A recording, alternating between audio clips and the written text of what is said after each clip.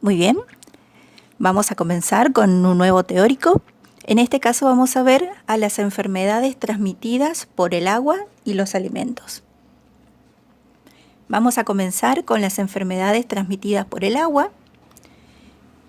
Y en primer lugar vamos a ver una pequeña clasificación para conocer a las enfermedades de origen hídrico. Dentro de estas enfermedades de origen hídrico vamos a tener diferentes tipos de enfermedades agrupadas. En primer lugar, a las enfermedades con base en el agua. ¿Qué quiere decir eso? Que el agente etiológico va a encontrarse justamente en el agua y va a pasar un determinado tiempo, sea parte de su ciclo o el ciclo completo en este ambiente acuático. Y dentro de los ejemplos tenemos la esquistosomiasis, la leptospirosis y la fasciolosis. En segundo lugar tenemos a las enfermedades relacionadas con el agua. Fíjense cómo ya cambia el título. Relacionadas con el agua, transmitidas por vectores. En este caso, las enfermedades van a estar relacionadas con el agua porque van a ser los vectores de estas enfermedades las que van a permanecer durante parte de su ciclo o en el ciclo completo en el ambiente acuático. Y acá los ejemplos tenemos dengue, fiebre amarilla, zika, chikungunya, fiebre mayaro, etc. En tercer lugar tenemos a las enfermedades vinculadas a la escasez de agua, que generalmente van a estar relacionadas con problemas de la higiene o con mala higiene de las personas. Como ejemplo tenemos la pediculosis y la escabiosis. Y en cuarto lugar vamos a tener a las enfermedades transmitidas por el agua, es decir que acá el ser humano va a adquirir la enfermedad por la ingestión de agua contaminada, y esta agua contaminada puede ser por químicos. Acá tenemos algunos ejemplos, en el cual en el último teórico vamos a hacer también mucho hincapié en esta contaminación con plaguicidas, pero en el teórico de hoy vamos a centrarnos a la ingestión de agua contaminada por excretas. Como ejemplo vamos a tener la shigelosis, el cólera o determinadas diarreas bacterianas. Ya que el cólera, chamigo, lo dijo mozo del bar. Tomar agua con lavandina son meta medicinal. Cuídate de la higiene que no te vas a enfermar. Tomando tu buen vinito que lo más sano que hay. Bueno, vamos a comenzar con el cólera. El cólera es una de las enfermedades más antiguas de la humanidad y que mejor se conocen y se comprenden. Fíjense que en el teórico anterior habíamos visto justamente enfermedades que son lo contrario, enfermedades que se conocen muy poco, algunas enfermedades que prácticamente se desconoce lo que es su epidemiología o lo que son sus ciclos. Acá con el cólera estamos hablando de lo contrario. Se conoce muy bien, se conoce cómo se produce, dónde se produce, cómo evitarlo, la patogenia, etc. O sea, la enfermedad es muy conocida y comprendida. Entonces, podemos preguntarnos por qué una enfermedad que es tan conocida sigue siendo una gran problemática a nivel mundial. Porque justamente se relaciona con consumo de agua de mala calidad, mal higiene, saneamiento deficiente y hacinamiento de la población, que son todos causas muy problemáticas en ciertas regiones del mundo. Otra de las grandes causas son, por ejemplo, desastres naturales o desastres que son causados por el ser humano, inundaciones o algún tipo de emergencia que produce o obliga, generan migraciones masivas de poblaciones humanas. Otro ejemplo puede ser los campos de refugiados que se encuentran saturados en muchas partes del mundo y que todo esto va a conducir a brotes epidémicos explosivos que generalmente tienen una elevada letalidad. En la actualidad hay muchos países en donde el cólera es endémico, principalmente en África subsahariana, en algunos países de Asia e inclusive en algunos países de Centroamérica. Sin embargo, a nivel mundial se encuentran determinadas zonas donde no son endémicas, pero por el constante flujo de pasajeros, personas que vienen de una zona endémica y se trasladan a una zona no endémica, pueden estar llevando la enfermedad, que es lo que ha causado también muchos casos en los últimos años. Para dar algunos números así muy generales, se calcula, y según datos de la Organización Mundial de la Salud, cada año hay entre 3 a 4 millones de casos de cólera. Y si hablamos de muerte, se maneja un promedio entre 20.000 a 150.000 defunciones por esta causa. O sea, son números bastante preocupantes.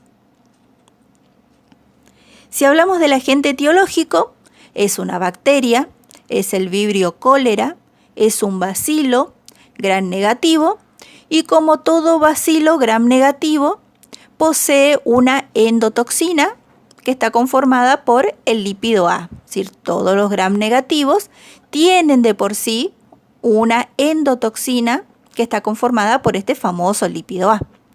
Ahora, dentro de toda la enorme variedad de Vibrio cólera que existe a nivel mundial, vamos a tener algunos serogrupos que además de tener esta endotoxina, van a ser capaces de producir una exotoxina. Y eso van a ser los serogrupos de interés sanitarios. Si hablamos de serogrupo, entonces, que son más importantes de Vibrio cólera, principalmente vamos a hablar del serogrupo O1 y también del serogrupo O139. Entonces, estos dos serogrupos son los causantes de los brotes de cólera alrededor del mundo.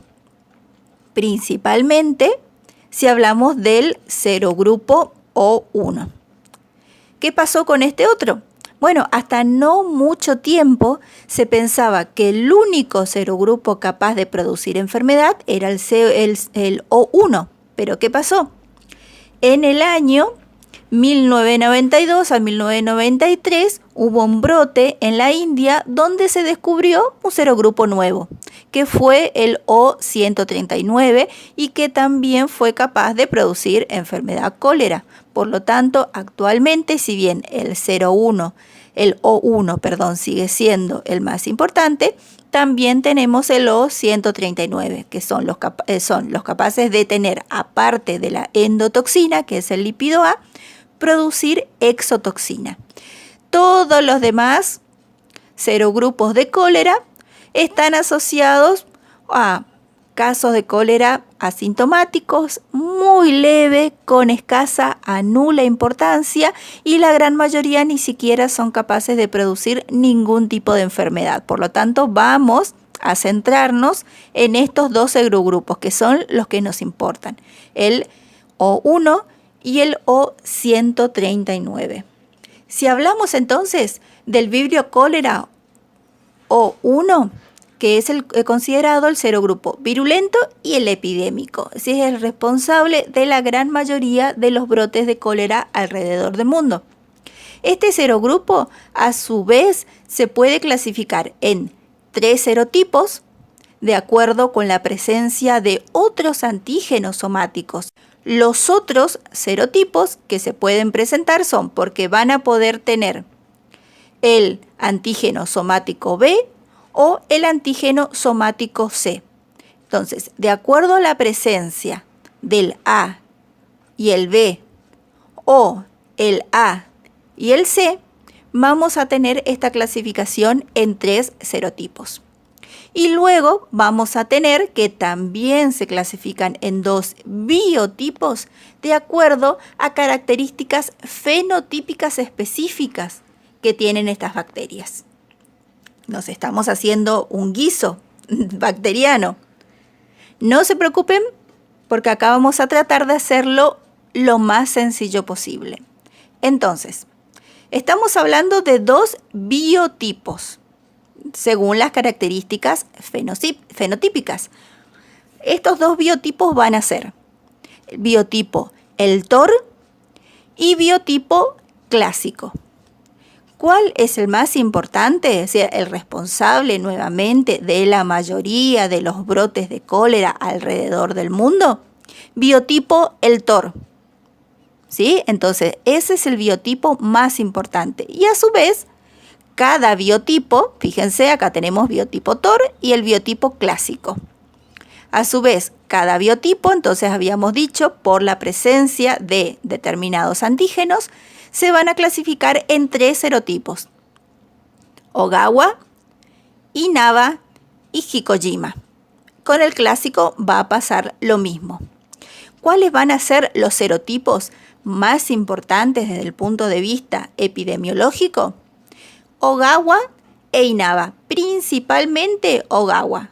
Entonces, nuevamente, el responsable de la mayoría de los brotes de cólera alrededor del mundo va a ser biotipo TOR, serotipo Ogawa.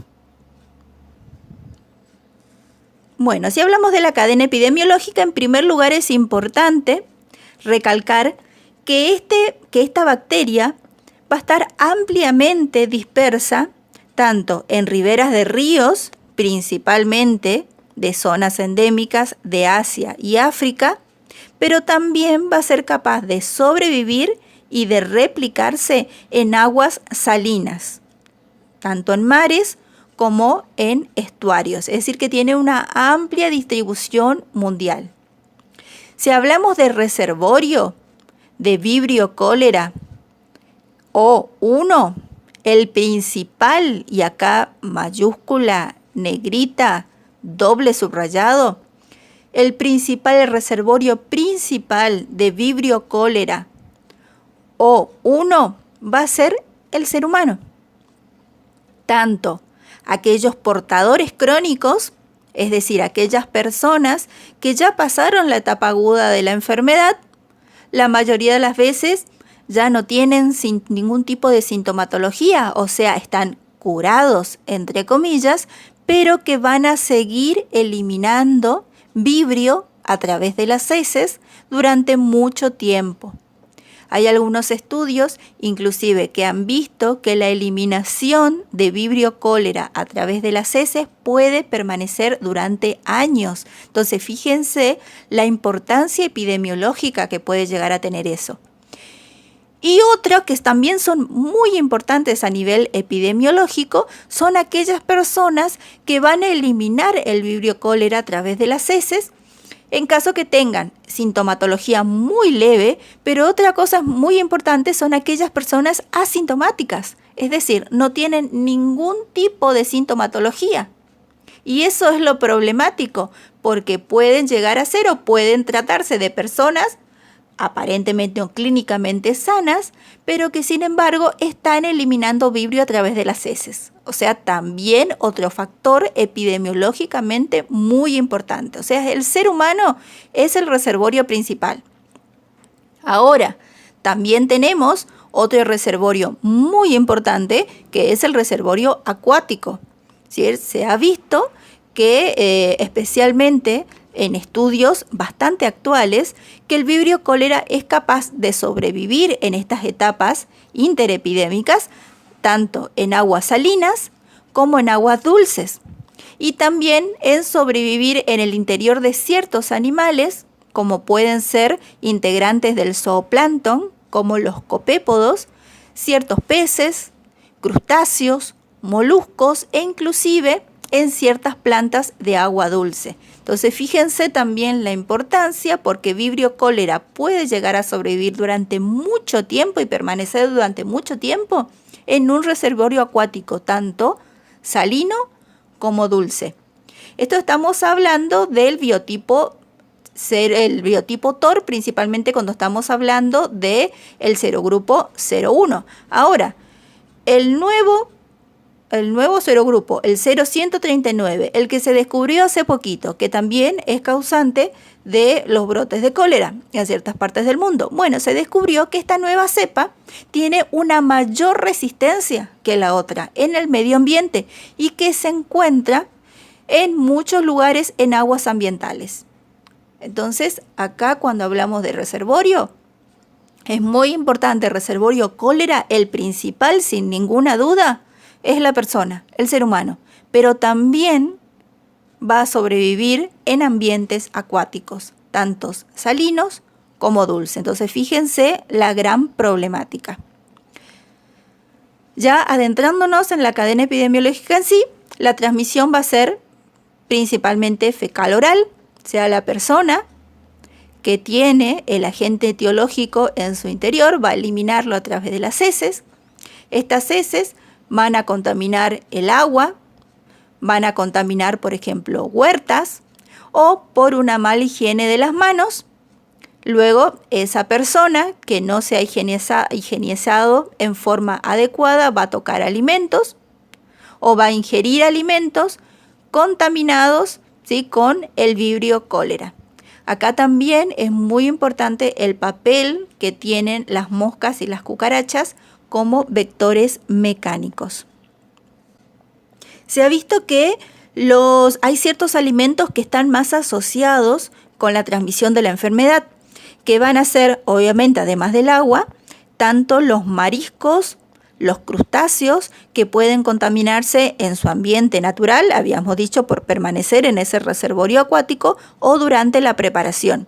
Y otros alimentos que se asocian generalmente a brotes de cólera son, por supuesto, las frutas y las verduras, que no se lavan en forma adecuada, o sea, se ingieren crudas o se van a lavar con agua contaminada.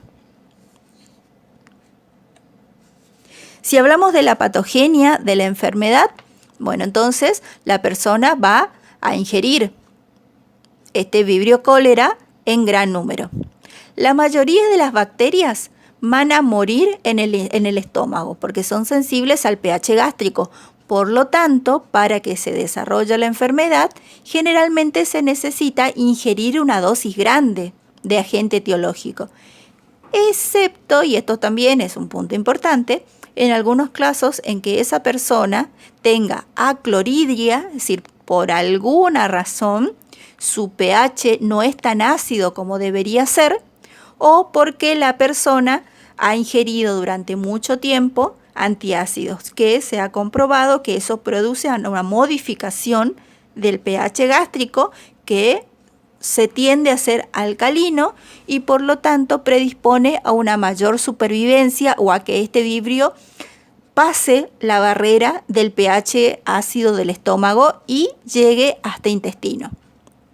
En intestino, ¿qué hace esta bacteria? La coloniza, ya es una bacteria móvil, tiene muchos flagelos, ya se puede movilizar muy fácilmente y además tiene adhesinas y tiene mucinas con los cuales se puede pegar, podríamos decir, a los enterocitos. Ahí empieza a producir sus exotoxinas. Por lo tanto, ¿y qué es lo que va a producir estas exotoxinas? Principalmente una gran pérdida de líquidos y electrolitos. Pero no va a haber lesión de los enterocitos porque la bacteria se pega a esos enterocitos. No es que ingresa y los destruye, simplemente se pega. Por eso es que la diarrea como consecuencia de esta enfermedad no va a tener sangre, tampoco en los análisis va a producir o se van a encontrar leucocitos porque no hay inflamación, porque no hay una lesión de la célula del intestino delgado, ¿sí? Pero sí hay una enorme pérdida de líquidos y de electrolitos, que acá es donde tenemos el punto más importante de la enfermedad. Esta diarrea se va a caracterizar entonces por tener heces acuosas, ¿sí? Prácticamente agua. A veces suele estar acompañada de vómitos y todo eso va a llevar muy rápidamente, por un lado, a shock hipovolémico y por otro lado, a acidosis. Y si rápidamente no se trata, puede llevar a la muerte. Fíjense que se pierde un promedio de 1 litro por hora, es muchísimo. Por eso que esta enfermedad requiere un tratamiento urgente de reposición de líquidos y electrolitos, por si no, la persona lleva a la muerte. Y es por eso también que la franja etaria más susceptible y en donde se dan los mayores casos de muerte es, por un lado, los bebés o niños pequeños, y por otro lado las personas ancianas, que son los que rápidamente, ante una gran pérdida de líquidos y de electrolitos, van a llegar al shock hipovolémico. Si estamos hablando de prevención, y la prevención es bastante sencilla, o sea, no se necesitan grandes cosas. Lavado de manos, o sea, higiene, tratamiento del agua en el caso de que no se consiga o no haya un abastecimiento de agua potable, una buena limpieza, o sea, limpieza o una buena cocción de los alimentos, o sea, principalmente en proporcionar agua potable. Es por eso que las zonas del mundo, los países del mundo donde se dan el mayor número de casos es donde hay una mala eliminación sanitaria de heces humanas, porque no se tiene un buen servicio de cloacas, o sea, no existe directamente, y no hay abastecimiento de agua potable. Sí, se basa en esas dos cosas, o sea, que la persona tenga agua potable para beber y haya una buena red cloacal o un buen sistema de letrinas con un buen uso y eliminación de las heces. O sea, en eso se basa todo.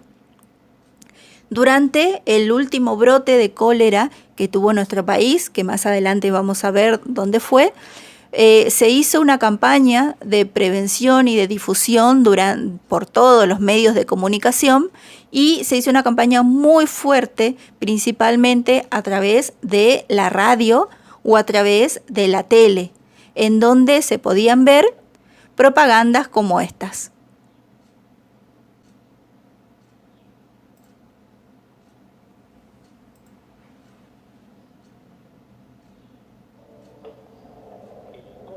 Ataca nuestro país y se lo combate con higiene. Evite agregar hielo a sus bebidas.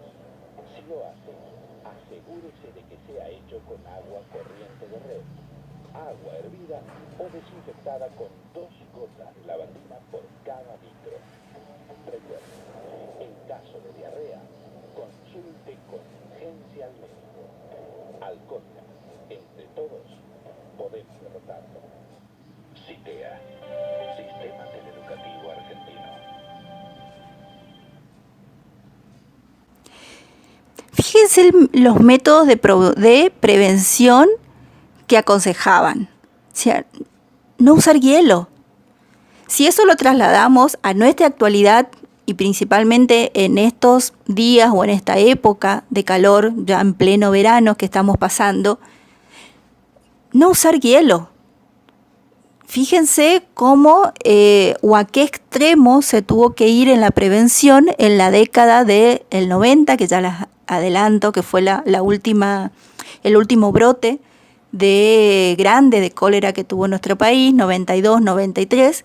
Si le preguntan ustedes a sus padres, a sus abuelos o a su tío, seguramente van a recordar estas propagandas que se daban todo el tiempo en la televisión o en la radio, y en donde se le enseñaba a la gente a desinfectar el agua con las famosas gotitas de lavandina, a lavarse la mano y a la ingestión de agua potable.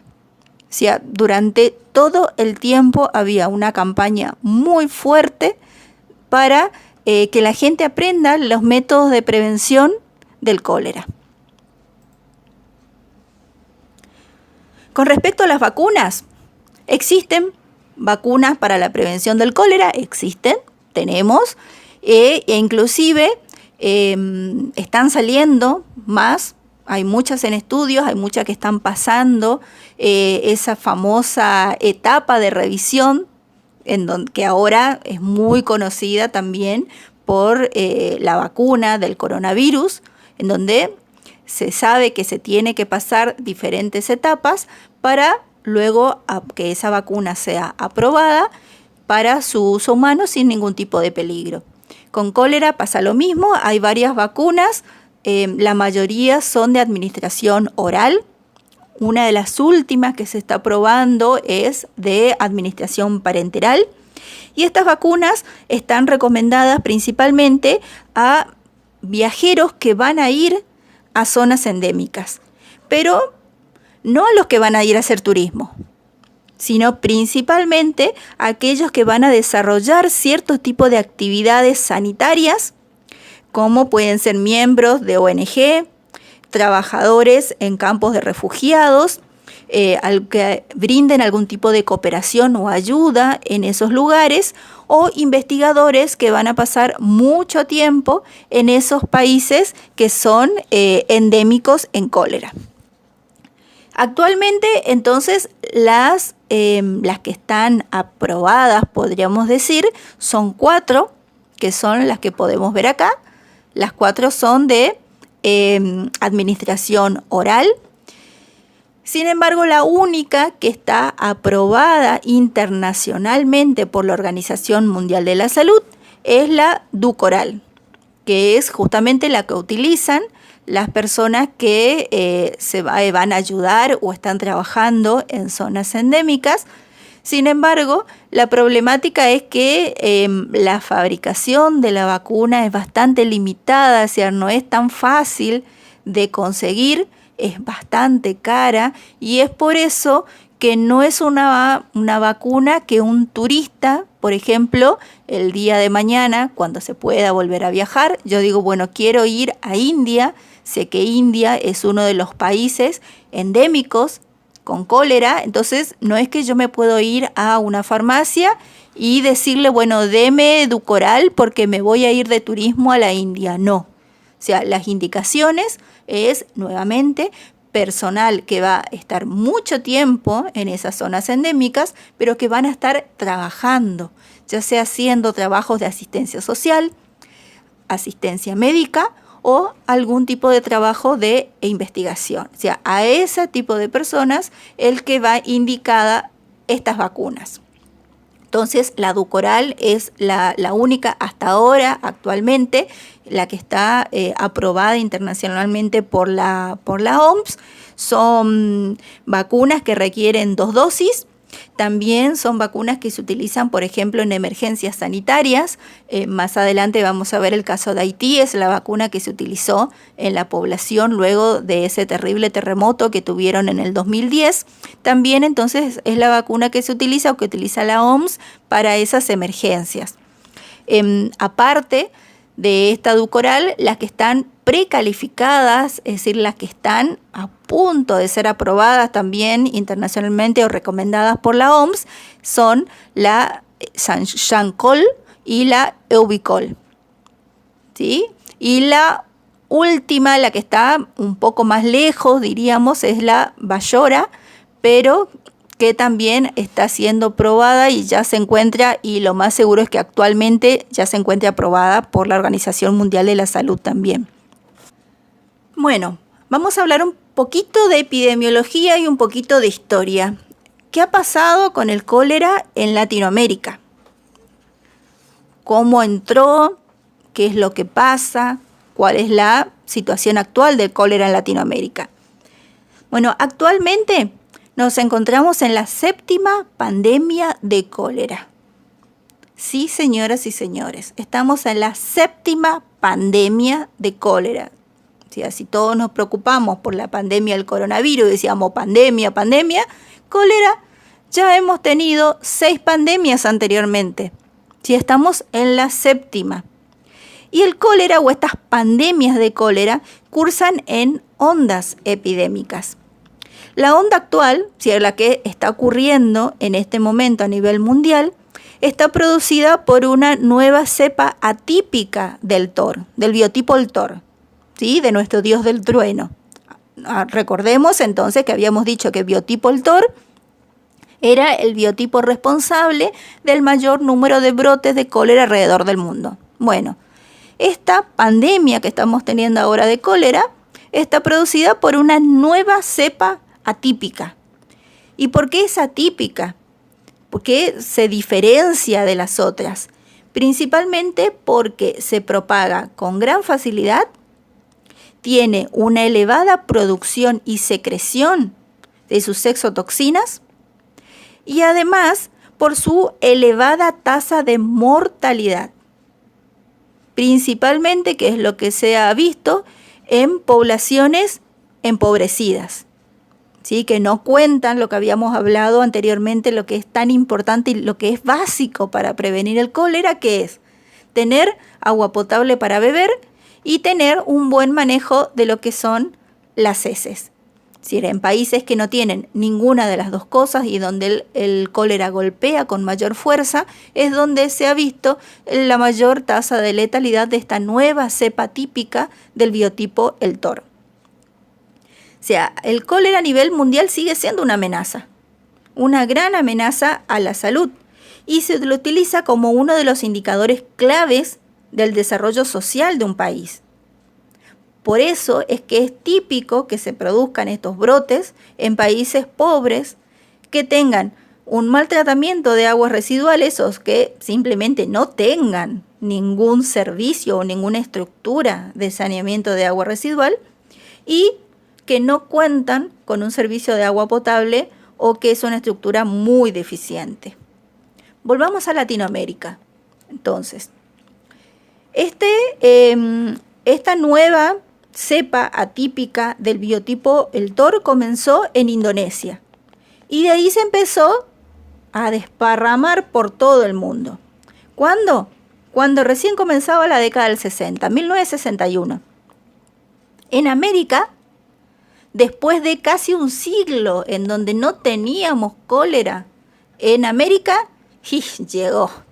llegó esta nueva onda epidémica que había comenzado en el 60 en la India, llegó en el 1991 y entró por Perú, se empezó a extender la costa peruana del Pacífico y de ahí se empezó a extender en forma explosiva en otros países de Latinoamérica.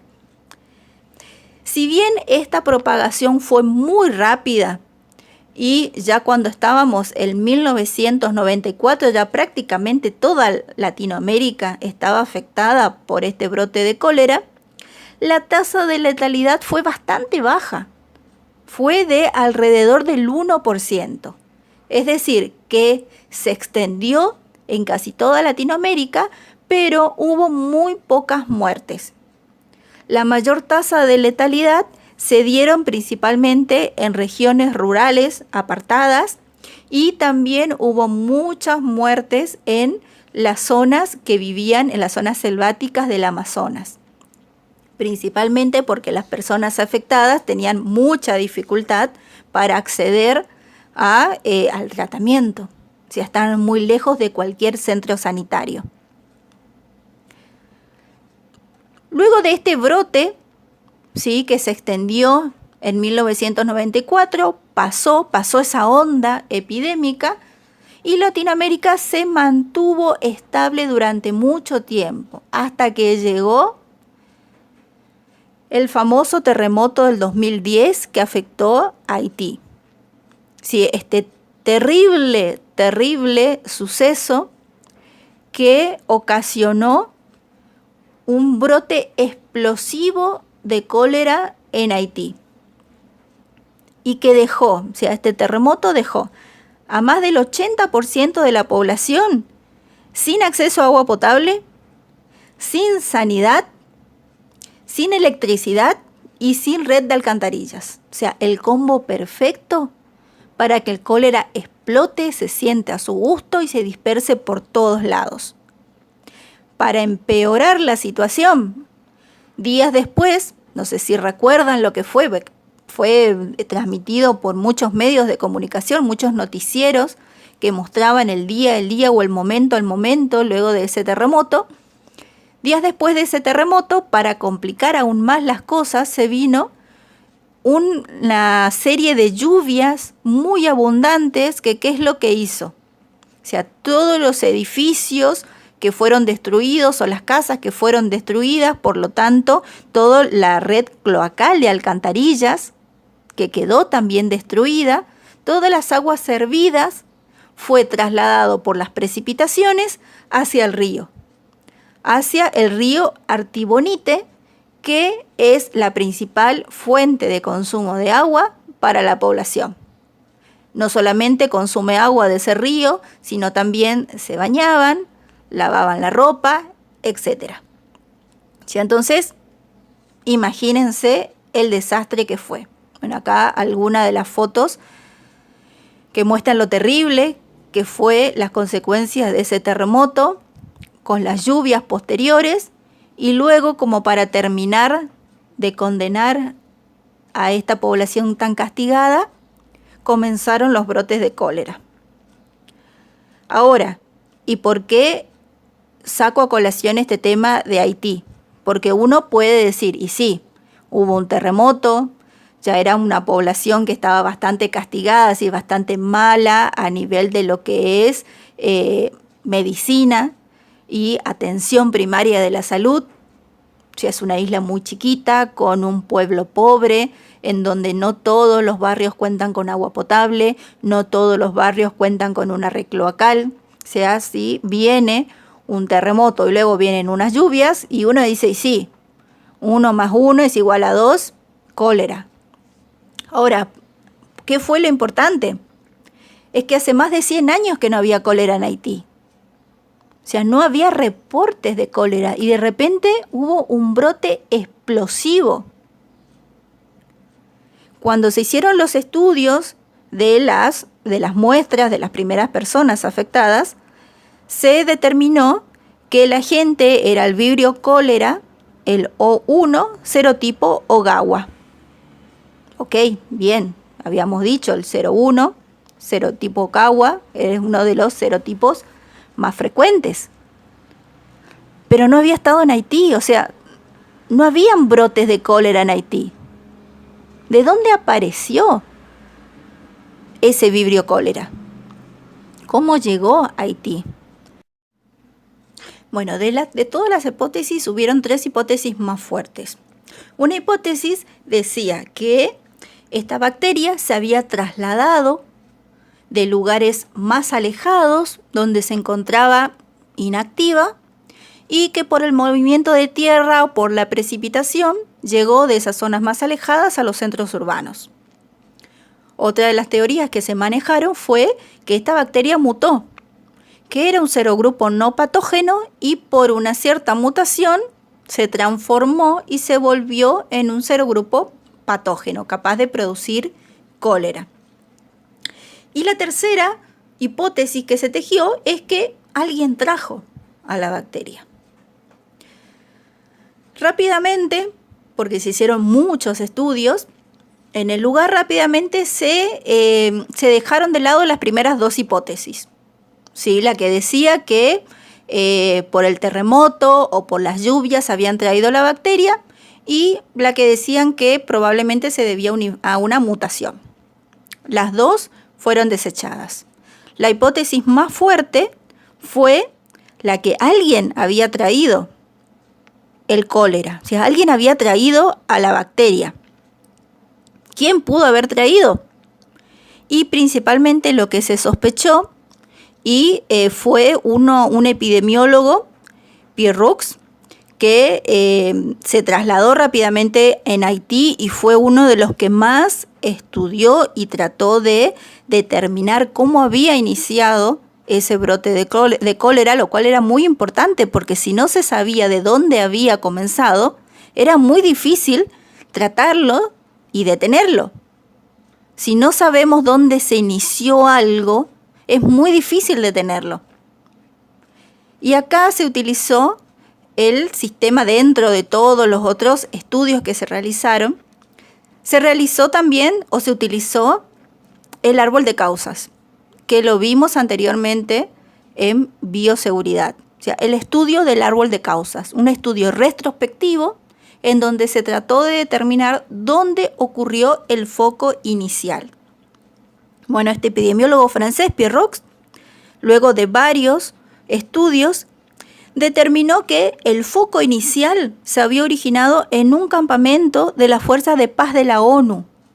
O sea, cuando ocurrió este desastre, no sé si se acuerdan o si alguien se acuerda de este terremoto, inmediatamente concurrieron al lugar fuerzas de la ONU, ¿sí?, de la OPS, de los Cascos Azules, la Cruz Roja, o sea, muchos grupos de ayuda humanitaria fueron a trabajar con la población y a tratar de ayudarla.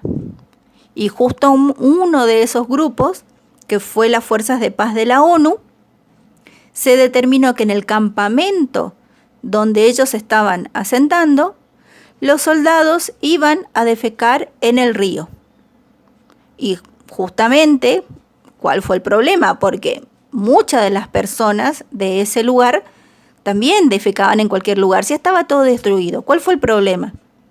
Que esas fuerzas de paz de la ONU anteriormente habían estado trabajando en India justo cuando estaba ocurriendo un brote de cólera, de Vibrio cólera O1 serotipo Ogawa, que fue el mismo que se determinó en Haití. O sea, esos soldados que estaban trabajando en una zona endémica y donde estaba ocurriendo un brote de cólera, se trasladó a Haití.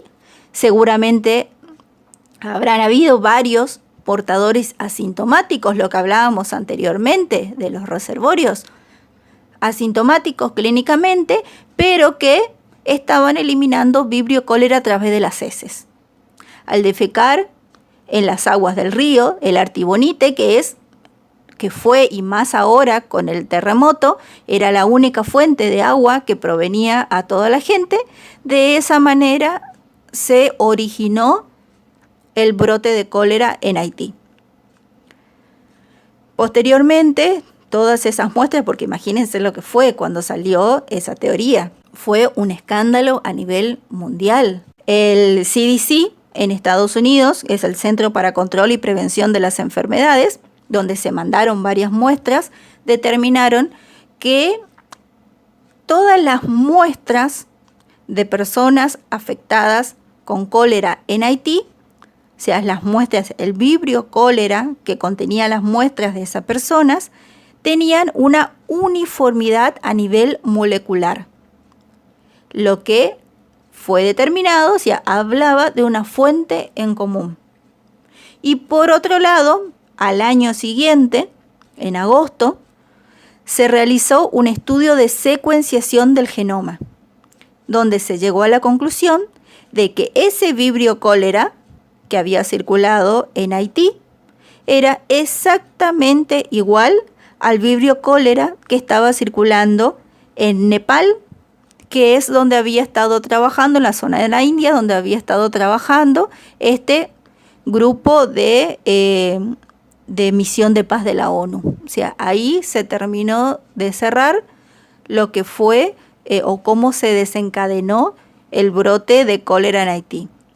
Entonces, fíjense cómo un pequeño, enorme error desencadenó una epidemia sin igual, con un montón de muertes, y donde Haití tardó muchísimo en recuperarse, porque no solo se tenían que recuperar del terremoto, ni de las lluvias, que hicieron todo más grave y todo más difícil, sino también se tuvieron que recuperar de un brote de cólera que fue traído de otro lado. ¿Y qué pasa con Argentina? ¿Qué pasa con el cólera en Argentina? En Argentina también tuvimos varias epidemias, varios brotes. De los últimos más recordados, fue de las finales de la década del 60, 67, 68, donde el brote ingresó, o sea, el cólera ingresó a través de los puertos marítimos, puerto de Buenos Aires, era la zona donde ingresaba, la principal zona portuaria o de ingreso de gente de todos lados del mundo, y a partir de esa zona inicial se empezó a distribuir a diferentes zonas del interior del país. En este recorrido, o sea, en esta primera epidemia, o de las últimas más conocidas, no se distribuyó mucho, principalmente porque la red ferroviaria, que era en ese tiempo uno de los pocos transportes, o sea, que existía en nuestro país, o era marítimo o era ferroviario. Prácticamente no había otra cosa para movilizarse. Como estaba pobremente desarrollada, o sea, el tren recién comenzaba a desarrollarse, eso también benefició por un lado porque la propagación del cólera fue poca, ¿sí? Porque las personas también se movían poco. Ahora, si hablamos en el otro gran brote de cólera que fue entre el 86 y el 87, que volvió a ingresar a través del puerto de Buenos Aires, ahí sí, fíjense que sí hubo una mucha mayor propagación a nivel del interior del país, debido principalmente a que sí, ya acá la red ferroviaria estaba mucho más desarrollada, por lo tanto también hubo mayor movimiento de gente y con eso el brote de cólera también se extendió a muchísimas partes del interior del país. Hay un estudio muy bueno, o sea, un trabajo muy lindo que les dejo acá la fuente, donde explica también todas las variables que hicieron que este brote de cólera o estos dos brotes de cólera fueran tan importantes en nuestro país. Y si estamos hablando del último, ¿sí? El que habíamos dicho que ingresó a través de Perú, esa última onda epidémica que fue en el año 91, que llegó a nuestro país en el 92, permaneció hasta principios del 2000, fíjese cuánto tiempo. Sin embargo, la diferencia es que este brote ingresó a través de Salta, o sea, con la frontera con Bolivia, y ahí empezó a diseminarse o a propagarse por el interior del país. Entonces, fíjense que la entrada es totalmente diferente, por lo tanto, Salta y Jujuy fueron las provincias más afectadas de este último brote de cólera. A partir del año 2000 no se registraron nuevos casos de cólera en nuestro país. El último fue un caso esporádico, únicamente uno, en la provincia del Chaco, en el paraje Misión Nueva Pompeya, en el año 2005. Por ahí lo habrán escuchado nombrar. Causado por vibrio cólera, el O1 serotipo Ogawa, nuevamente el más común, pero fue un solo caso esporádico, no se supo de ningún otro caso más. Entonces, podemos decir que nuestro país está libre de cólera o que el cólera no tiene ningún tipo de problemática o no le tenemos que dar bolilla o no le tenemos que dar importancia. No, al contrario. Y por algo estamos dando cólera en esta clase.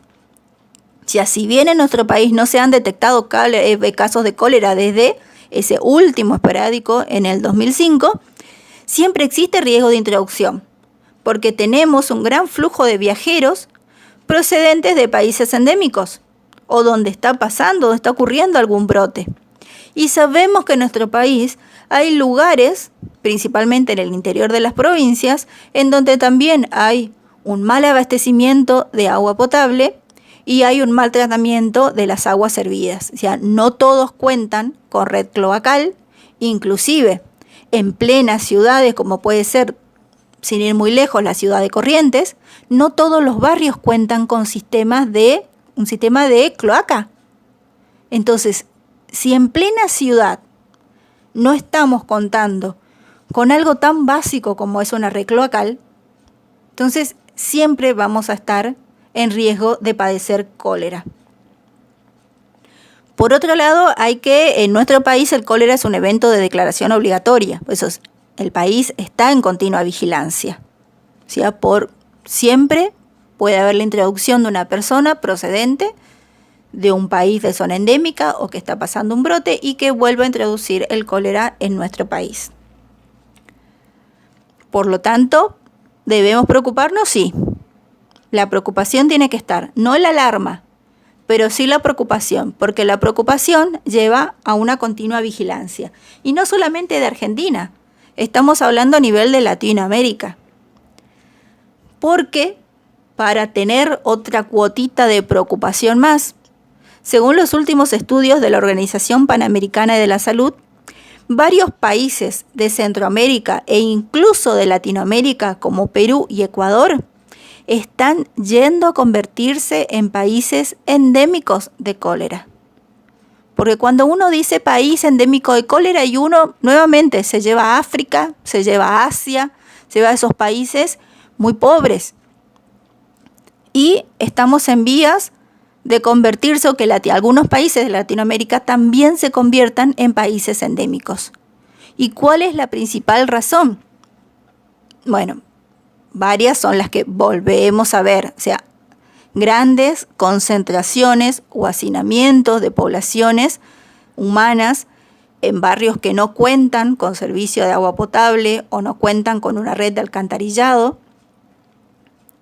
O sea, las grandes villas que se producen en muchas partes de Latinoamérica, Argentina también tiene, y cada vez hay más, ¿sí? Porque no todas las personas tienen un acceso a una vivienda, por lo tanto, cada vez es más común estos asentamientos, esta gente hacinada con malas condiciones de salud y sin provisión de agua potable ni de red cloacal. Por otro lado, ¿cuál es la otra gran alarma que tiene Latinoamérica y se está investigando mucho? Son algunas condiciones que tienen ciertos reservorios acuáticos naturales para albergar al vibrio cólera o 1 biotipo el TOR. Y acá se agrega una problemática más. Se ha visto que este vibrio cólera, que habíamos dicho anteriormente, puede sobrevivir tanto en aguas salinas como en aguas dulces. Todo bien, tiene una gran capacidad de supervivencia. Pero más aún, cuando el vibrio cólera se encuentra en un reservorio acuático, en el cual comienzan a aparecer variables que no le son beneficiosas a la bacteria, entra en una denominada situación de estrés. ¿Qué quiere decir eso? Que se vuelve o se convierte en una forma viable, pero que no puede ser cultivada en los medios de cultivo tradicionales que se utilizan para diagnóstico de cólera. ¿Qué quiere decir eso? Muchas partes o gran parte de la vigilancia que se realiza en toda Latinoamérica y a nivel mundial es el estudio de muestras de agua en donde se realiza el cultivo. En los medios tradicionales que están súper estudiados y que funcionan muy bien. Si la bacteria crece en esos medios de cultivos tradicionales en el laboratorio y de esa manera se hace la identificación de vibrio cólera en muestras de agua o en muestras de alimento. Ahora, ¿qué pasa si esa bacteria se encuentra en esa forma especial? No se cultiva.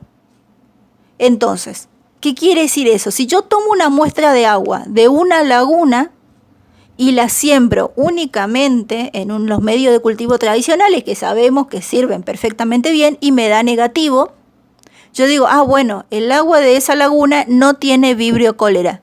Y me puedo estar equivocando porque puede estar esa forma viable de la bacteria, pero no cultivable. ¿A qué vamos con todo eso? Que las recomendaciones a nivel mundial y sobre todo en la Organización Panamericana de la Salud, donde se ha visto que esta bacteria está en muchos cursos de agua dulce, lagunas, esteros, ríos, dice, tenemos que hacer esta vigilancia, pero no solamente utilizando estos medios de cultivo habituales, sino también haciendo estudios moleculares, principalmente PCR, reacción en cadena de la polimerasa, o sea, detectando el ADN de la bacteria. Va a ser la única manera de asegurarnos de que esa muestra de agua no contenga esa forma viable, pero no cultivable. Entonces, el estudio y la identificación de esos cursos de agua dulce, principalmente cuando estamos hablando de Latinoamérica, ¿sí? Identificar esos cursos de agua dulce, sea cual sea, río, laguna, estero, bañado, etcétera, que estén funcionando como reservorios de vibrio cólera, va a ser la única forma de evitar que las personas entren de contacto con ese reservorio. O sea, toda esa nueva línea de investigación que es muy nueva en Latinoamérica es donde se está poniendo el mayor foco de estudio para evitar que Latinoamérica se vaya convirtiendo en los próximos años en un continente en donde el cólera sea endémico. No hay más vida, no hay más vida, no hay más lluvia, no hay más brisa, no hay más risa, no hay más llanto, no hay más miedo, no hay más canto, no hay. Muy bien, y ahora vamos a pasar a las enfermedades transmitidas por alimentos o mayor conocidas como ETAs, en donde lo primero que vamos a ver nuevamente es una clasificación. ¿Cómo vamos a clasificar a estas ETAs? Vamos a clasificarlas en infecciones, en donde la patología va a ser debida directamente al agente etiológico, como puede ser el virus de la hepatitis A o Trichinella spiralis. También esta ETA puede ser provocada por una intoxicación. En este caso el problema no está al agente etiológico en sí, sino a la toxina que este agente secreta, como por ejemplo la toxina botulínica de Clostridium botulinum o toxinas que son producidas por ciertos hongos, o sea, micotoxinas, como pueden ser la amatoxina de Amanita phalloides, que es este bonito hongo de color verde fosforescente, que sin embargo es uno de los hongos más venenosos del mundo. Y por otro lado, tenemos las toxoinfecciones, en donde acá el problema es el agente etiológico y su toxina. Y como ejemplo tenemos Escherichia coli y Salmonella especie. Si estamos hablando de ETAs, ya sea producida por el patógeno, sus toxinas o una combinación de ambas, vamos a tener algunas características para que se pueda producir esta ETA. En primer lugar, el patógeno tiene que estar en cantidad suficiente en ese alimento para causar o una infección o una toxoinfección, es decir, producir toxinas. En segundo lugar, también vamos a tener que tener en cuenta ciertas condiciones de los alimentos, por eso no todos los alimentos van a ser o van a tener la misma importancia al momento de producir o no una ETA, porque se van a tener que cumplir estas condiciones intrínsecas, que van a ser condiciones del alimento que van a favorecer el desarrollo de este agente y su multiplicación. En tercer lugar, vamos a tener en cuenta las condiciones extrínsecas, es decir, las condiciones del ambiente en donde va a permanecer este alimento. Principalmente hablamos de temperatura y tiempo, en donde ese alimento va a tener que permanecer para que el organismo patógeno en su interior se multiplique o produzca toxina. Y en último lugar, que debe ingerirse una cantidad de ese alimento conteniendo el agente etiológico o su toxina que sobrepase la barrera de susceptibilidad del individuo. Principalmente estamos hablando la barrera del pH gástrico del estómago. Generalmente, para que se produzca una ETA, se debe dar una alta ingestión, una alta concentración de ese alimento que esté conteniendo el agente etiológico. Generalmente, porque ahora vamos a ver más adelante que existen excepciones muy importantes. ¿Y por qué se van a producir las ETAs? Y esto es algo que ya conocen, porque se conoce por cultura general, lo habrán visto en bromatología o en tecnología de los alimentos, o lo van a ver dentro de poco. Principalmente por una mala manipulación o una mala conservación, tanto de alimentos como de los platos preparados. Acá hay que tener muy en cuenta la denominada zona de peligro de temperatura, que va entre los 5 y los 65 grados centígrados, y es que ese rango de temperatura es el que favorece la multiplicación del agente etiológico en los determinados alimentos y la producción de toxina en aquellos que lo producen. En segundo lugar, el otro gran factor es la famosa contaminación cruzada entre alimentos crudos y alimentos cocinados, que se puede dar por contacto de un alimento crudo con otro cocido, a través de utensilios. Se utilizan los mismos utensilios para manipular un alimento crudo y luego con esos mismos utensilios se manipula un alimento cocinado a través de insectos que actúan como vectores mecánicos o superficies contaminadas. Y acá un factor muy importante es el manipulador de los alimentos cuando hace mal las cosas.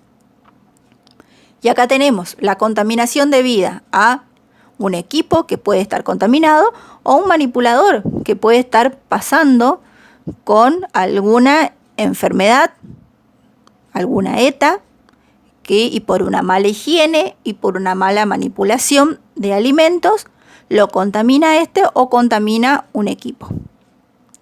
En resumen, ¿de qué va a depender de la gravedad de una ETA? Y principalmente de tres cosas: del tipo de germen, si van a haber agentes etiológicos que van a ser más virulentos o más peligrosos que otros, la dosis de este microorganismo o de la toxina, y por último también las características del individuo. Y acá nuevamente la franja etaria que va a estar más susceptible va a ser los niños pequeños y las personas mayores.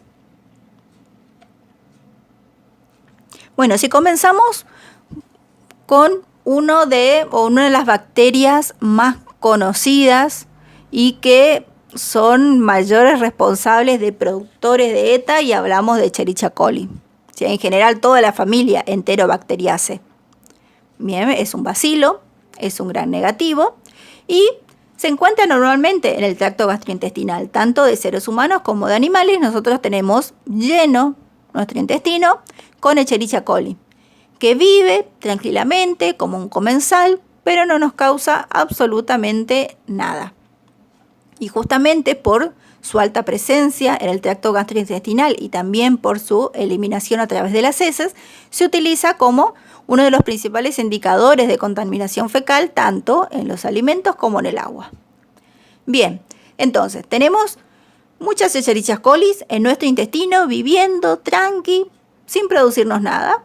No hay problema, pero así como hay cepas que son apatógenas, tenemos a las malas de esta novela, que son las cepas patógenas, que son nuevamente capaces de producir exotoxinas, ¿sí? Aparte nuevamente de las endotoxinas que todas las E. coli van a tener como buenos gram negativos, van a ser capaces de producir exotoxinas, de las cuales la más importante son las Escherichia coli productoras de toxina Shiga, que la van a encontrar con esta sigla en inglés, o también llamadas Escherichia coli verotoxigénica, que esa es la traducción al castellano.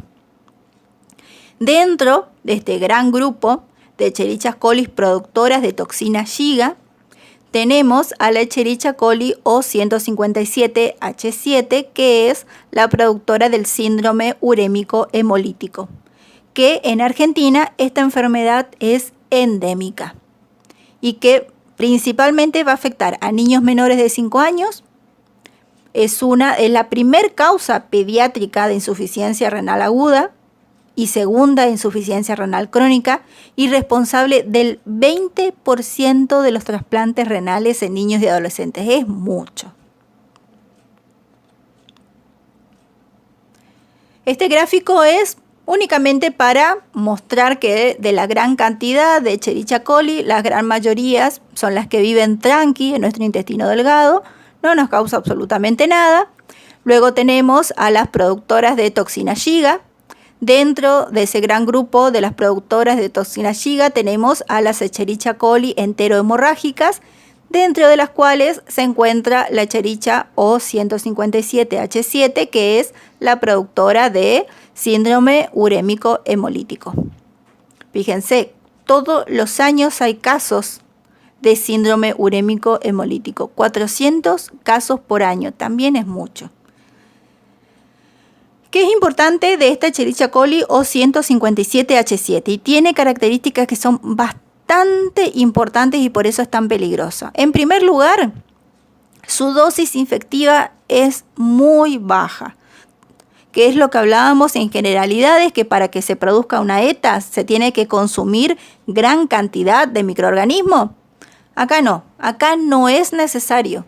Tiene una dosis sumamente baja que es de 10 unidades formadoras de colonia por gramo a la 8, o sea, ínfima la cantidad, e inclusive la persona se puede infectar aun si esa bacteria no se multiplica en el alimento. Entonces, fíjense la poca cantidad de bacteria necesaria para poder producir la patología.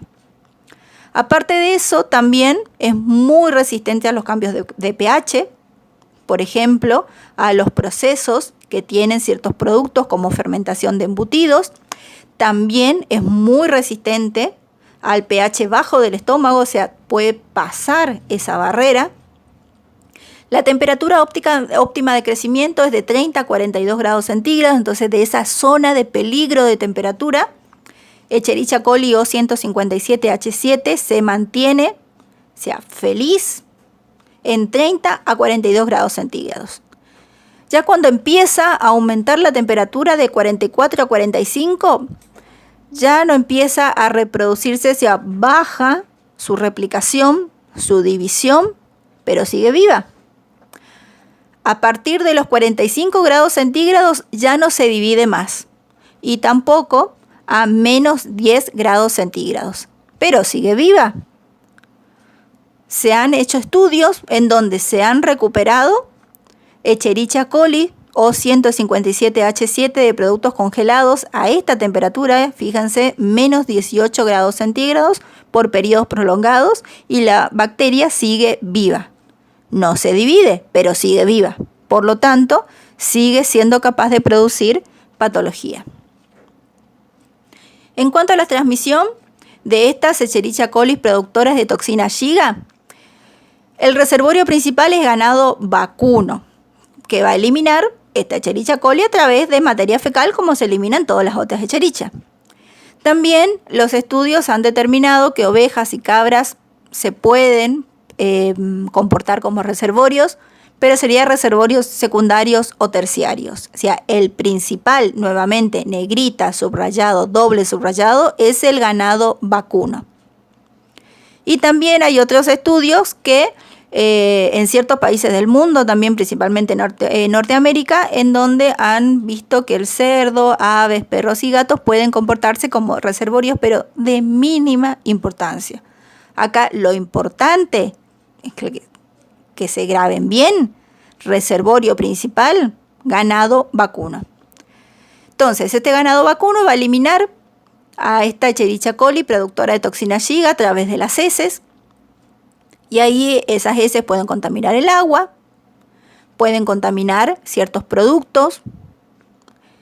El estiércol se puede utilizar para fertilizar las huertas, o esta huerta puede ser regada con agua contaminada y nuevamente llega al ser humano, o sea, a través de la ingestión principalmente de alimentos contaminados con estas bacterias o de agua contaminada con estas bacterias.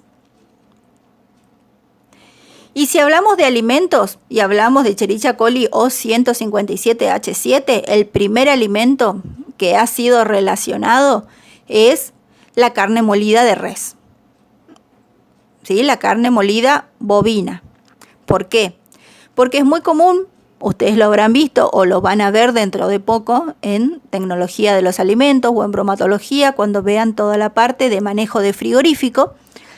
Es muy normal que durante el desposte la media res se contamine con materia fecal de los bovinos, de los animales.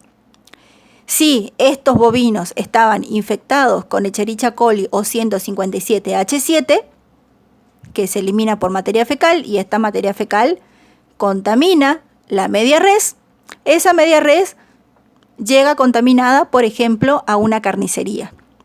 Al momento de preparar la carne molida, esa bacteria que estaba en la superficie se va a mezclar en todo el producto final, que va a ser la carne molida. Y si esa carne molida, luego una persona va y la compra, o compra la hamburguesa casera, que muchas veces las hacen las mismas carnicerías, hacen hamburguesas caseras, y luego en el domicilio uno hace una mala cocción, la bacteria, la Escherichia coli o 157H7, que está en el interior bien profundo de la carne molida, si no se hace una buena cocción, sobrevive y es ingerida por esa persona.